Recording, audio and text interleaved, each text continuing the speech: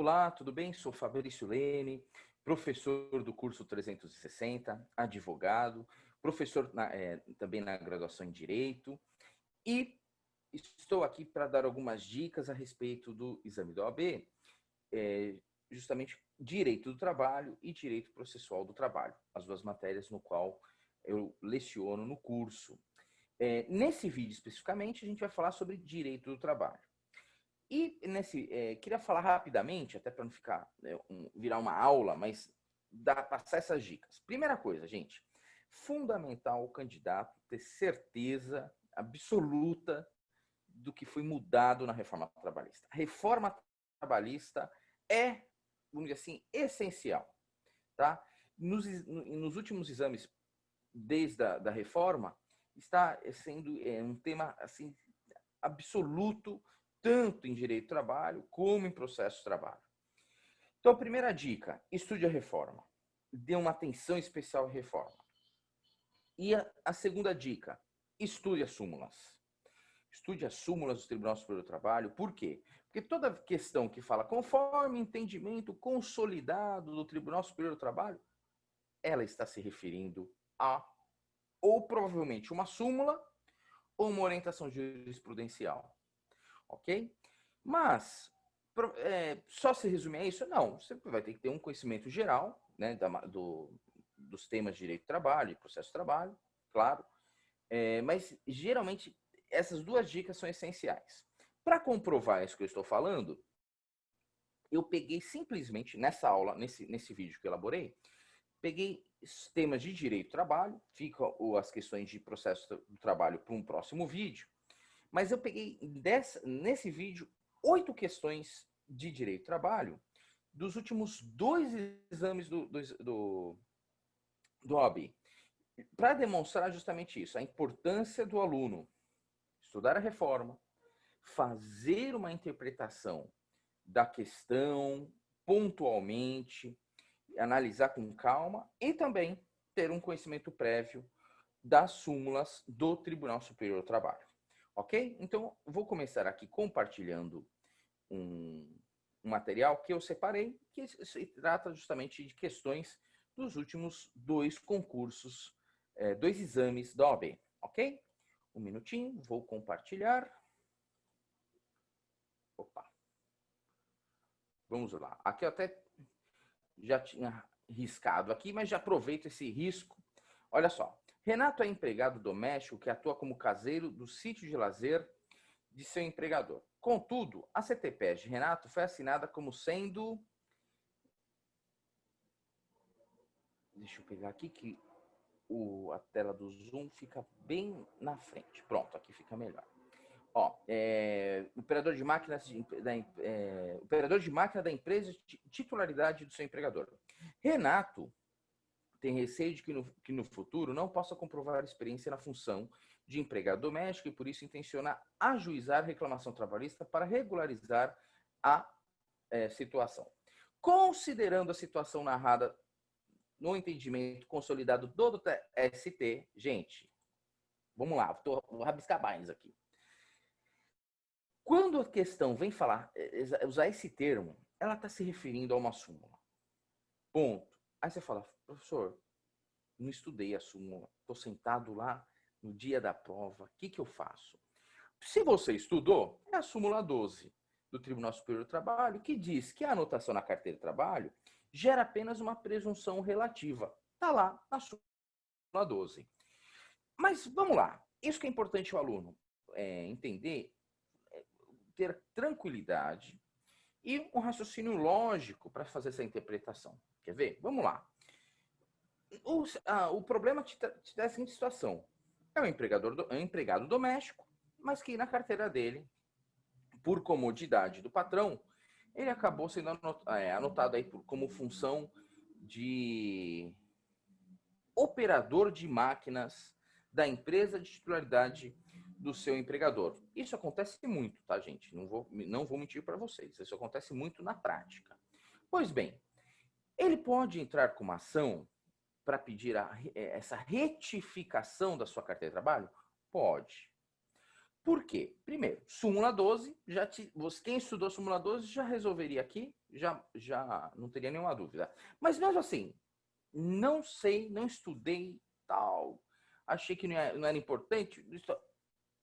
Vamos então agora fazer uma interpretação. Veja só, gente, nunca que a Justiça do Trabalho vai chancelar uma anotação que não retrata a verdade. Até porque um dos princípios do direito do trabalho é a primazia da realidade.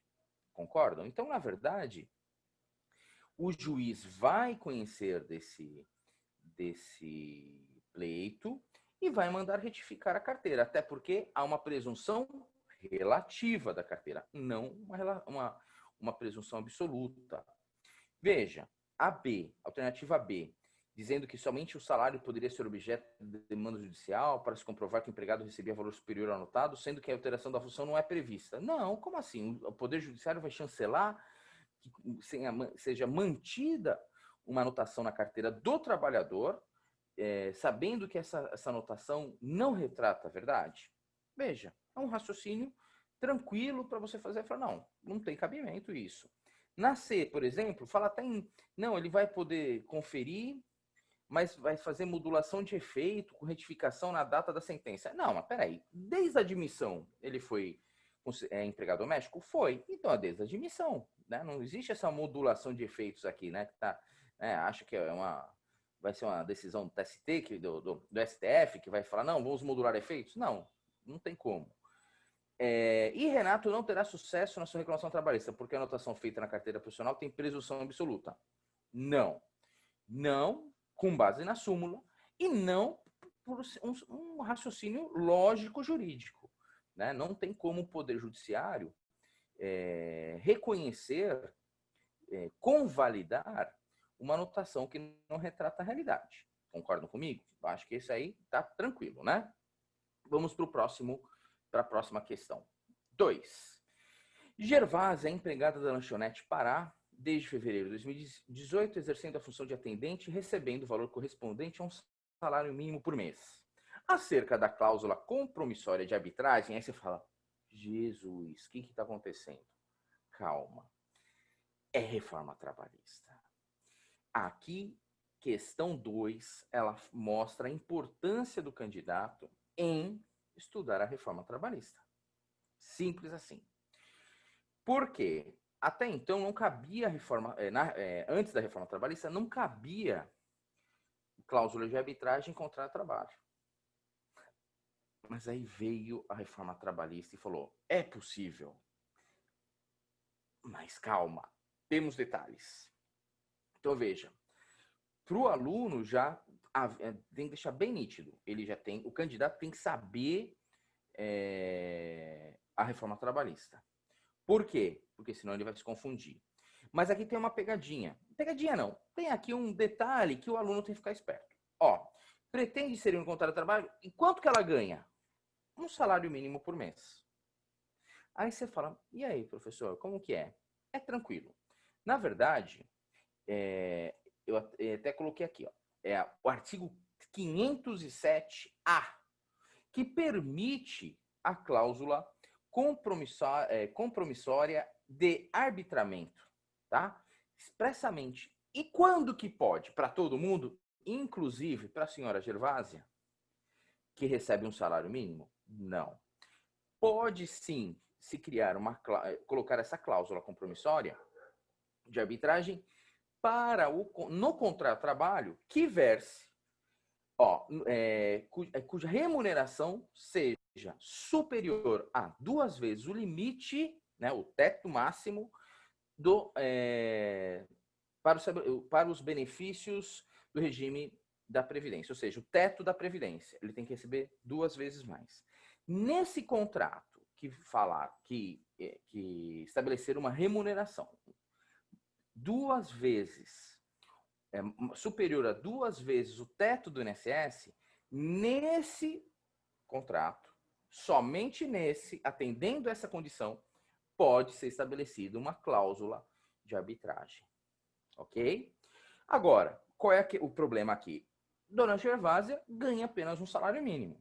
Portanto, ela não poderá receber, não poderá ter a cláusula compromissória, justamente porque ela não atende o que está disposto no artigo 507-A da CLT, reforma trabalhista. Tá? Então, ó, a inserção não é possível porque o direito de trabalho não cabe arbitragem em lides individuais. O aluno que não estudou a reforma assinou essa. E foi um pecado. E aí ele vai chegar em casa e vai falar, meu Deus, por que eu não estudei um pouquinho mais de reforma? Só estudar reforma.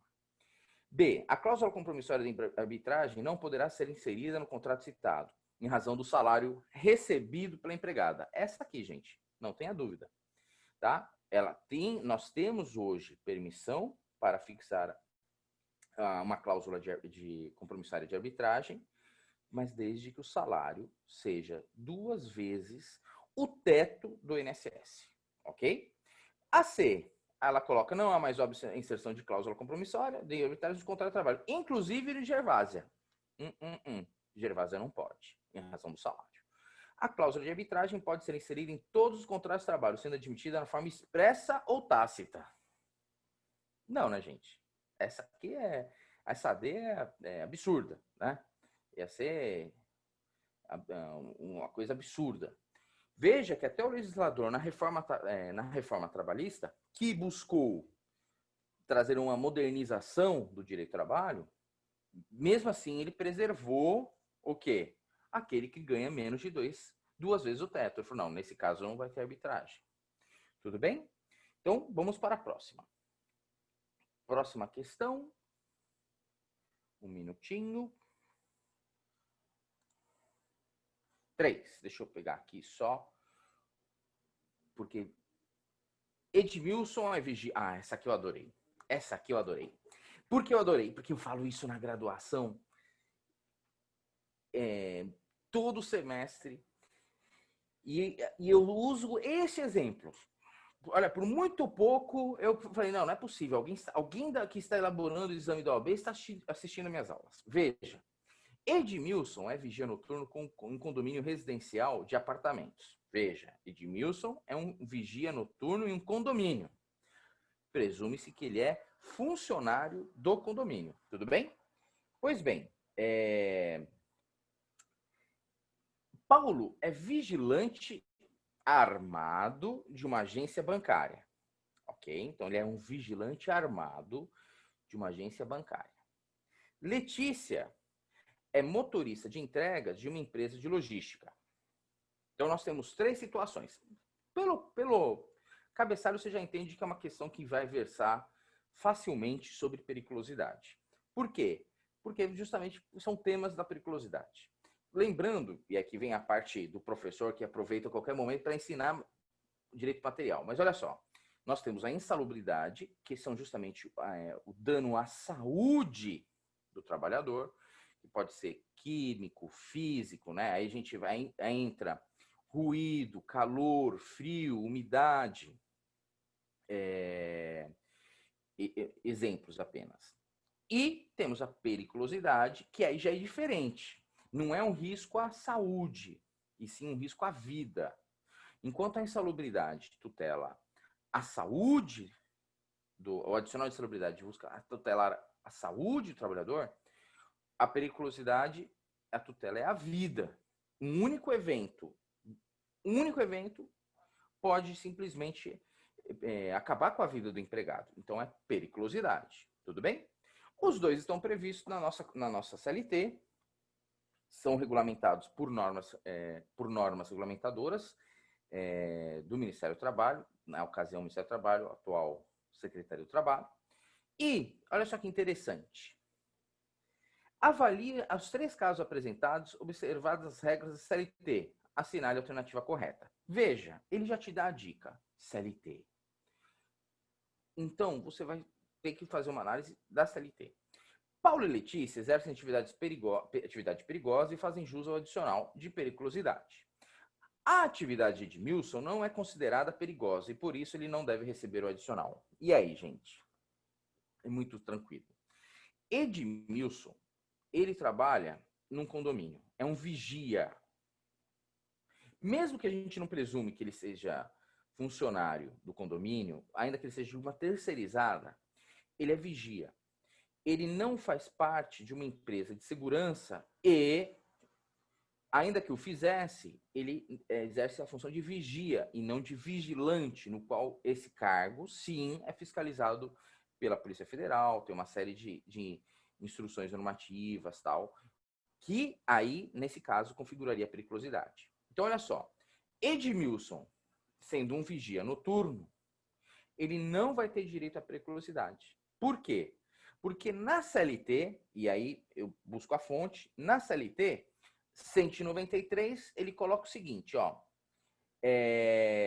inciso segundo, roubos, né, terá direito à periculosidade, os funcionários que estão sujeitos a roubos ou outras espécies de violência físicas nas atividades profissionais de segurança pessoal ou patrimonial. Então, gente, olha só que interessante. Nesse caso, embora Edmilson esteja sujeito a uma violência, a um roubo, a um furto, etc. e tal, mas a função dele, a atividade profissional dele, vigia, não é equiparada a vigilante. Ou seja, e também um acréscimo que a questão é omissa, mas ainda mais agravada se ele for um empregado do condomínio. Aí não há que se falar em periculosidade. Agora, o vigilante, e a dica é essa, ele fala vigilante armado de uma agência bancária. Nesse caso, ele já está enquadrado exatamente no que está disposto a CLT, quando ele fala justamente o quê? Atividade profissionais de segurança pessoal ou patrimonial. Ok? E a Letícia, que é motorista de entregas de uma empresa de logística, motociclista, né? Até, desculpa aqui, justamente a telinha do Zoom ficou bem na frente da questão. Por isso que eu vou abrir aqui só para ter certeza. Motociclista, perfeito. Falei motorista quando eu li. Motociclista, ela já vai ter direito à periculosidade. Então, olha, aí você fala, pô, professor, peraí, mas tá errado isso. É alvo de críticas, inclusive tem doutrinadores que abordam esse tema, né? Mas é o que está na CLT, né? Então é o que está em vigor, é o que vai ser analisado para o candidato, ok? Aí a gente vai perder muito tempo se a gente ficar, né, de repente falando, não, vamos abordar a questão da doutrina. Não é, aqui para nós a visão é justamente o concurso, né? O exame da OAB. Então, pela CLT, o vigilante vai ter periculosidade, o motociclista vai ter periculosidade. O vigia noturno não tem, não vai ter periculosidade. Lembrando também que mais 3 hipóteses, né, de um total de 5, tem previsão para periculosidade. Motociclista, o caso da Letícia, o Paulo vigilante, eletricidade, inflamável e explosivo. São as 5 hipóteses de periculosidade que estão na CLT. Tudo bem? Essa questão aqui, gente, não tinha pegadinha, tá? Era uma questão justamente de fazer essa interpretação. Um trabalha vigilante armado, classificado como uma atividade profissional em segurança patrimonial pessoal, enquanto o vigia noturno de um condomínio não tem esse enquadramento. Tudo bem? E curioso que é justamente um tema que eu sempre passo na graduação. Exatamente isso. Porque, às vezes, aparentemente, pode ser injusto, justamente porque o vigia vai estar tão sujeito ao risco de um vigilante. Ou não. Aí é uma questão de alteração legal. Tá? Pois bem, vamos para o próximo. Pronto. 4. O Sindicato dos Empregadores X entabulou com os sindicatos empregadores Y uma convenção coletiva de trabalho para vigorar de julho de 2019 a junho de 2021. Nela ficou acertado que a jornada seria marcada pelos trabalhadores por meio de aplicativo desenvolvido pelos sindicatos, que haveria instituição do banco de horas anual que na jornada de trabalho de até 7 horas diárias haveria intervalo para refeição de 20 minutos e que a participação dos lucros seria dividida em 4 parcelas anuais. Calma agora. Reforma trabalhista tem que saber. Súmula tem que dar aquela lida boa e compreender. E também, gente, aí eu não preciso nem falar, mas ressalto. O artigo 7º da Constituição Federal tem que estar lá. Por quê? Porque os direitos que estão consagrados no artigo 7º da Constituição Federal não podem ser objeto de redução por convenção coletiva. Ou seja, eu até vou dar esse toque aqui, importante. O 611, né, que houve essa grande reforma na CLT, que é uma reforma, ela deu mais poder para a convenção coletiva. Beleza. Agora, inclusive, o juiz não pode nem fazer uma interpretação da cláusula, né, no sentido se ela é mais benéfica, se não é. Não, ele só vai analisar o quê? Se é um negócio jurídico, se atendeu os requisitos do negócio jurídico. Ponto. Capacidade, forma, né? E objeto. Os sindicatos são capazes, o tema não, pode ser objeto de norma coletiva, né? O que está sendo discutido, e houve a confecção da convenção ou do acordo coletivo nos termos da lei? Houve. Então o juiz não pode mais interferir na vontade da norma coletiva, ok? Isso aí é uma aula específica disso aí, mas é muito legal. Mudou isso com a reforma trabalhista. Então veio justamente essa novidade. E aí, na própria CLT, tem o artigo 611-A e o 611-B, que falam o que pode e o que não pode ser matéria de acordo ou convenção coletiva. Aí você fala, professor, mas eu dei uma lida lá, são enormes. Quer uma dica? O 611-B, que justamente fala que não pode ser objeto de convenção coletiva, é justamente praticamente uma repetição do artigo 7º, gente, da Constituição Federal. Tá? Então você não vai, por exemplo, falar, vou tirar aqui de vocês o 13º na convenção coletiva. Não pode, está na Constituição Federal. Vou tirar aqui quem é empregado da empresa, lá na nossa convenção coletiva, tem direito não vai ter direito ao fundo de garantia. Não pode. Tá, aonde? Justamente como um preceito constitucional trabalhista. Tá? Então, essa é uma dica boa, importante aí para o candidato. E no caso do nosso problema? No caso do nosso problema, todas as alterações normativas seriam permitidas, exceto uma. Veja só, ele coloca aqui, a instituição de banco de horas anual, não tem problema, há permissão para isso. Participação de lucros dividida em 4 parcelas anuais. Perfeito. PLR, inclusive, se discute em convenção coletiva, ok? É o objeto específico do PLR está em convenção coletiva. Uso de aplicativo para anotação de marcação de ponto. Perfeito. Isso também pode ser feito hoje, o controle remoto, de forma remotamente, não tem nenhum problema, está regulamentado isso. O grande problema, e aqui vem a questão que está justamente, especificamente lá no artigo 611-A da CLT, né, que fala o seguinte, pode ser matéria de convenção coletiva a redução de intervalo para 30 minutos. Mas aí o problema falou 20, professor. E aí, como é que fica? Ora, fácil, então, presumir que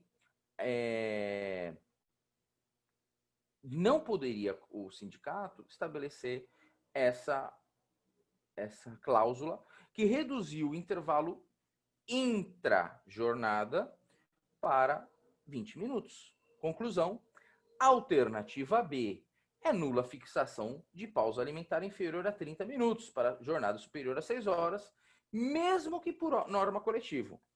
É o que está no 611A, inciso 3º. Tudo bem? Vamos lá, adiante. Deixa eu pegar aqui, um minutinho. 5. João e Maria são casados e trabalham na mesma empresa. Ah, esse aqui foi interessante também. Localizado em Fortaleza. Será? Maria ocupa cargo de confiança e, por absoluta necessidade de serviço, será transferida para Porto Alegre, Rio Grande do Sul. Lá, havendo fixar residência em razão da distância. Diante da situação retratada da legislação em vigor, assinale a afirmativa correta. Essa questão eu quis deixar no nosso vídeo para mostrar a importância do aluno fazer uma interpretação do caput, vamos dizer assim, da questão, do cabeçalho da questão. Meus queridos, veja, tem informações no cabeçalho que não podem ser desprezadas. Veja, João e Maria são casados e trabalham na mesma empresa, localizada, tal. Maria ocupa cargo de confiança. Essa daqui, você tinha que falar, opa, peraí, tratamento diferenciado. Ela exerce um cargo de confiança. E o que a CLT disciplina para esse caso? Tá? Peguei aqui e ressalto aqui. Olha só, artigo 469 da CLT fala, e é bem tranquilo, fala o seguinte, ó. O 469 fala justamente do adicional de transferência, que não pode transferir o empregado sem a sua anuência, ok? Mas aí vamos para o parágrafo 1º, que fala o seguinte: não estão compreendidos na proibição desse artigo os empregados que exerçam cargo de confiança. Opa, Maria vai ter que ir para Porto Alegre? Vai, porque ela exerce cargo de confiança. Onde está isso, professor? 469, parágrafo 1º. Aí você fala, poxa, professor, mas aí nesse caso eu não sabia, não lembrei desse artigo. Como que eu respondo essa questão? Vamos de novo para a questão da interpretação que você deve fazer dessa questão. Veja, ela te dá nitidamente essa você já tinha que pelo menos interpretar o quê? Cargo de confiança. Na CLT, ela tem um tratamento diferenciado. Por exercer um cargo de confiança, de fidúcia, de proximidade com o empregador. Então, nesse caso, a CLT protege o trabalhador, mas aquele que exerce cargo de confiança, ele dá uma certa liberdade para o empregador, por exemplo, para não precisar anotar cartão de ponto, nesse caso aqui da transferência, tudo bem? Então, essa reflexão, é isso que você tinha que ter em mente para responder essa com tranquilidade. Aí ele coloca como alternativa, a transferência não poderá ser realizada porque o núcleo familiar será desfeito, daí ser vedada por lei. Gente, desculpa, mas não dá nem para ter amparo, nem para replicar essa alternativa A. Né? Não existe lei nenhuma que fale sobre a questão de preservação do núcleo familiar.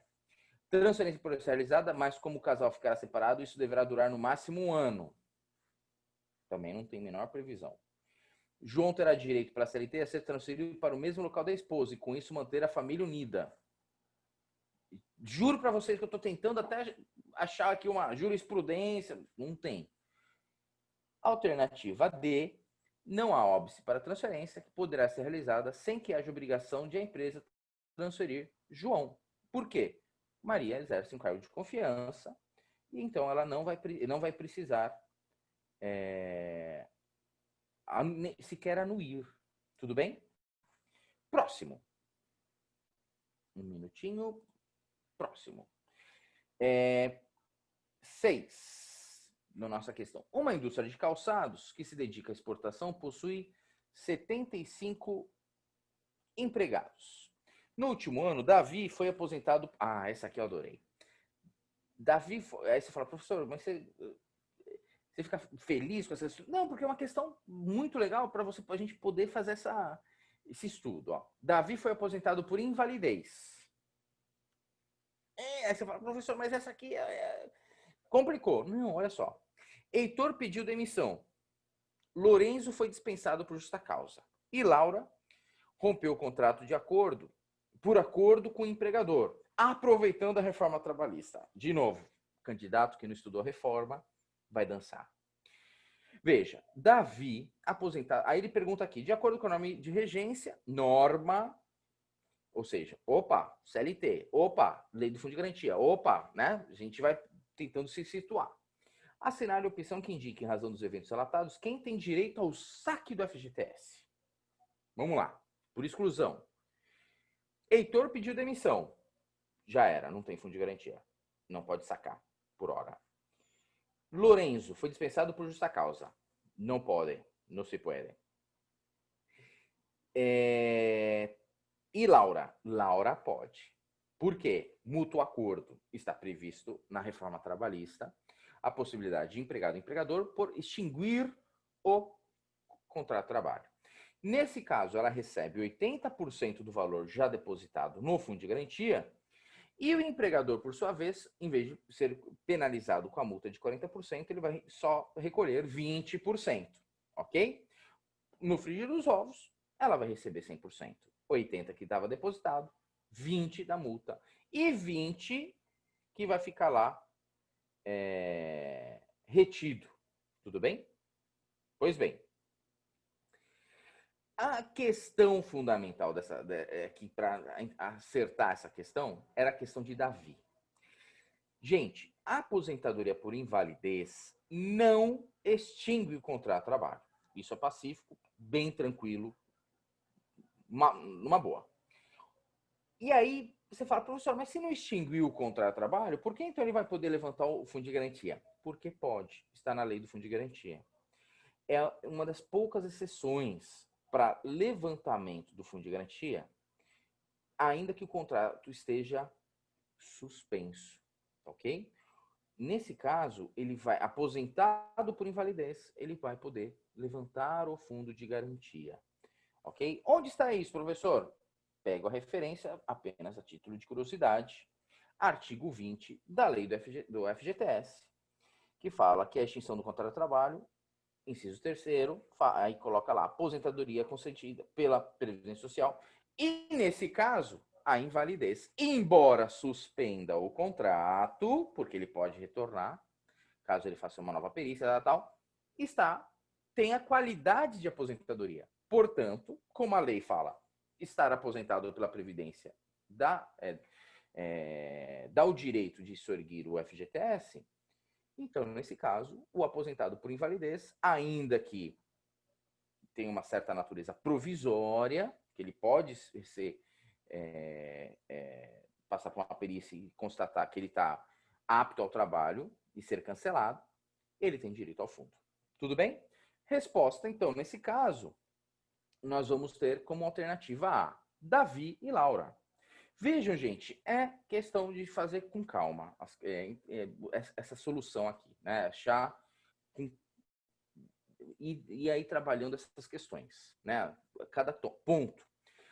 Aqui, vamos lá. Essa aqui eu também adorei. Todos eu adorei, viu, gente? Porque, na verdade, são questões que a gente fala e não tem como errar. Reinaldo é um empregado da padaria Cruz de Prata, LTDA, no qual exerce a função de auxiliar de padeiro, com jornada de segunda a sexta-feira. E aqui eu tenho que pegar porque o Zoom fica bem na frente aqui. Vamos lá. Das 12 às 17, pausa alimentar de 15 minutos. Opa! Aproxima-se o final do ano e Reinaldo aguarda ansiosamente pelo pagamento do 13º salário, pois pretende utilizar isso para comprar uma televisão. Veja, ele trabalha das 12 às 17, 15 minutos de intervalo.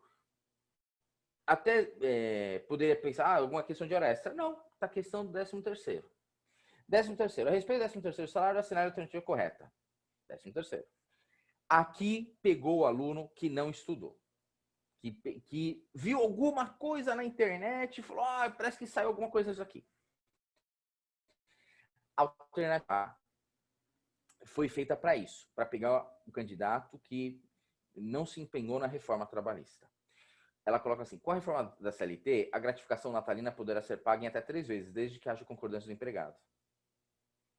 Aí você viu alguma coisa, eu lembro de ter lido alguma coisa nesse sentido. E aí quando você vai ver, assinala essa. Mas não é. São as férias que podem ser parceladas em 3 períodos, seguindo a regra dos 14/8. Aí é uma outra aula. Mas, veja, aí você assinalou errado, porque justamente foi induzido. Você falou, não, tinha alguma coisa que eu li. Cuidado. A tá errada. B, em 2 parcelas, sendo o primeiro entre os meses de fevereiro e novembro, a segunda até 20 de dezembro de cada ano. Indiscutível. Onde está isso? Na própria lei, que trata justamente do 13º, uma lei instituída em 4.090 de 62 e depois regulamentada pela 4.749 de 65. Ah, professor, precisa saber disso? Não precisa saber da lei? Não precisa, só precisa saber o seguinte. Tem que fazer esses 2 pagamentos. Um até novembro, o outro até 20 de dezembro. Ou seja, ele tem que ter a integralidade do fundo de garantia antes do Natal. Desculpa, a integralidade do 13º antes do Natal. Ponto, acabou. Ok? Atualmente é possível negociar a supressão do 13º salário em convenção coletiva do trabalho. Não. Artigo 7º da Constituição Federal. Não. Artigo 611 B da CLT. Não dá. Tudo bem? O empregado tem direito a receber a primeira parcela, 13º, juntamente com as férias, desde que requeira no mês de março. Aqui, talvez ficasse na dúvida. A lei fala que ele pode requerer realmente o pagamento de 13º junto com as férias, mas desde que ele requeira até o mês de janeiro, não março. Essa questão era um pouquinho mais complicada. Por quê? Porque poderia ter essa interpretação aí. Poxa, por um detalhe perdi fiquei na dúvida, acabei assinalando a D.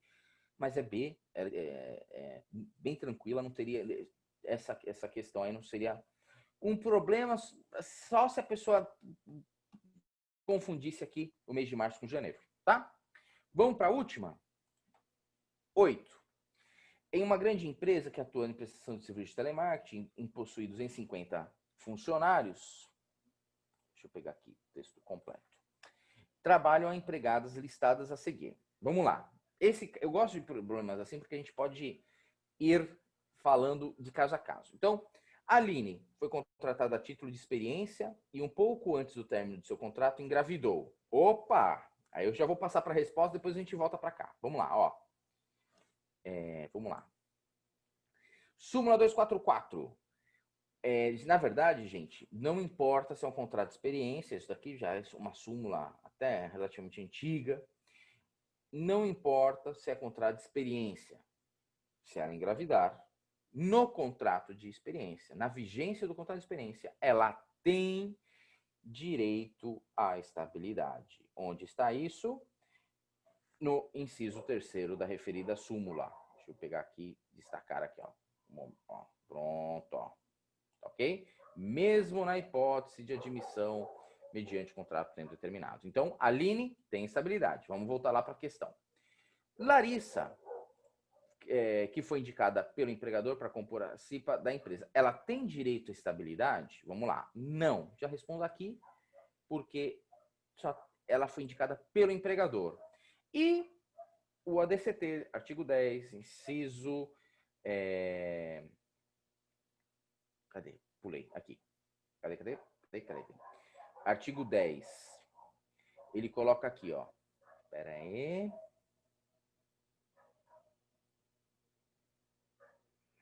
Aqui. Inciso A fala o seguinte, ó. Fica vedada a dispensabilidade sem justa causa do empregado eleito para o cargo de direção da CIPA. Ou seja, nesse caso, vamos voltar lá para o problema, a Larissa não tem direito porque ela é empregador. Tudo bem? Ela foi indicada pelo empregador, ela não vai ter direito. Desculpa, acabei pulando a Sofia. Vamos lá, Sofia. Que foi contratada a título temporário. Opa! Pegadinha aqui, hein, gente? Vamos lá, vamos ver se tem pegadinha ou não. E pouco antes do final do seu contrato, sofreu acidente de trabalho. Vamos lá. Temporário também tem direito à estabilidade. Onde está isso, professor? Súmula Aí está a súmula aqui que eu já tinha colocado. Ó, o empregado submetido a contrato de trabalho por tempo determinado goza de garantia provisória de emprego decorrente de acidente de trabalho previsto no artigo 118 da Lei 8.213/91. Acabou. Sofia tem estabilidade, ok? Um detalhe, gente, até para dar uma curiosidade aqui, recentemente até o TST já pacificou essa matéria, com relação à estabilidade da empregada com contrato temporário. Nesse caso, recentemente, se eu não me engano, foi comecinho de 2020, final de 2019, o TST consagrou a tese de que, nesse caso, ela não tem direito à estabilidade, tendo em vista que é regido por uma lei especial, o contrato temporário. Ok? Só estou fazendo a título de curiosidade. Creio que não vai ser matéria do exame, até porque ainda não foi simulado, embora houvesse uma repercussão, não ainda foi simulado esse tema. Tudo bem? Mas só para ficar curiosidade. E a última hipótese, Maria Eduarda foi eleita para a comissão de representante de empregados, legal, reforma trabalhista. Aí, gente, de novo, reforma trabalhista. Quem não estudou reforma trabalhista não vai bem no exame da ordem. Por quê? Vejam que cai aí de forma maciça, tá? Nesse caso, ela tem direito a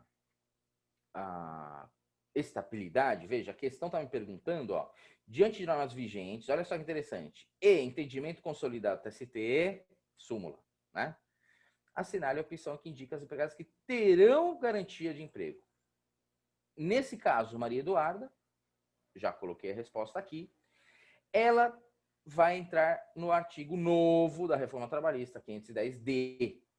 Primeiramente, o que é a comissão de representantes? Justamente as empresas que tiverem aqui, ó, mais de 200 empregados, fica obrigada a fazer essa comissão, que é justamente uma comissão aí que vai buscar facilitar uma comunicação entre sindicato, empregados e empresa, ok? Por isso que é uma comissão de representação aí, buscar essa representação também para facilitar a comunicação dos empregados com o empregador, ok? Novidade da reforma trabalhista. Então, veja, nesse caso aqui, quem vai integrar essa comissão vai se aplicar o parágrafo 3º, que fala, desde o registro da candidatura até 1 ano após o final do mandato, o membro da comissão de representantes empregados não poderá sofrer despedida arbitrária, entendendo-se como tal, que não se fundar em motivo disciplinar, técnico, econômico, financeiro. É o mesmo princípio do funcionário da CIPA. Inclusive, segue até as mesmas regras das eleições da CIPA. Tudo bem? Deixa eu interromper aqui. Bem, gente, tentei ser o mais breve possível. Fica aqui esse primeiro vídeo de Direito do Trabalho. E em breve vou ver se consigo já postar um de Direito Processual do Trabalho, que é a reforma trabalhista, então nem se fala. É reforma trabalhista e súmula. E estou à disposição. Foi um prazer enorme. Um grande abraço. Até o próximo.